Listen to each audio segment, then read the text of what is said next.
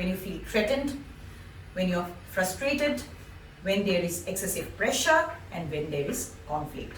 You know, there can be threat of losing a job, there can be, you can feel threatened of losing your life partner or your lover, whatever threat you perceive. Frustration, when you are frustrated because of negative people around, because of criticism, etc. Pressure, when there's a target to meet and you're not being able to meet the target. And conflict, when you have people in your surrounding, workplace or home, who think differently, there are conflicts frequently and leading to stress, which becomes chronic. Positive incidents can also lead to stress, like a promotion at job or childbirth, etc. Because there is again, with the promotion, there comes increased responsibilities. There is threat of losing that job promotion if you can't perform well.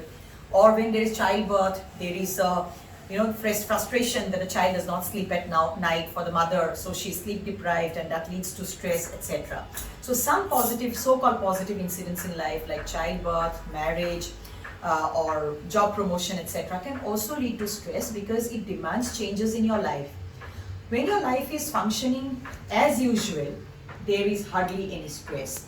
When there is a sudden change and you have to adapt to that change, you can feel stress. Usually you can cope with it. Sometimes when you can't cope with it, you become exhausted and you become burnt out.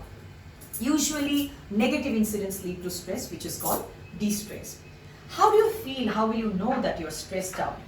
Actually, your body talks about stress. You can feel it in your muscles tighten. You can feel it in your breathing. Your breath becomes hurried and shallow. In your energy levels, because you start feeling the fatigue and tiredness. Early in the morning, you wake up and then you're tired.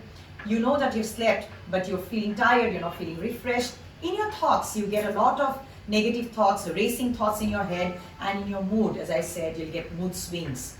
So stress actually manifests everywhere in your body, everywhere in your mind. And the common signs of stress, how do you know that you're stressed out, is disturbed sleep. You can have difficulty falling asleep or maintaining sleep. You wake up early in the morning, but you can't fall back asleep again. There can be impaired attention and memory, especially for students. They can't read well, they can't study well, they can't retain what they have studied. Also for teachers.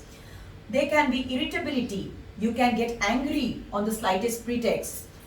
And there can be mood swings, like I said earlier. You'll have difficulty taking decisions if you're stressed out because you become indecisive, you cannot judge, you cannot reason. There can be easy fatigability and tiredness. Like I said, there can be headache, muscle tension, neck or back pain. You can have an upset stomach. A lot of you will suffer from irritable bowel syndrome if you're stressed out.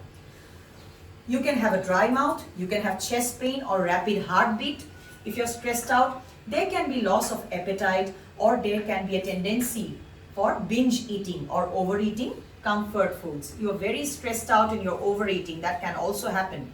And your immunity goes down, so there is increased frequency of colds if you're stressed. And especially during COVID times, we used to say that relax yourself, don't feel stressed, because if you're stressed, your immunity will go down, and that way you're more vulnerable to develop COVID-19 infection as compared to a relaxed, unstressed, non-stressed person. So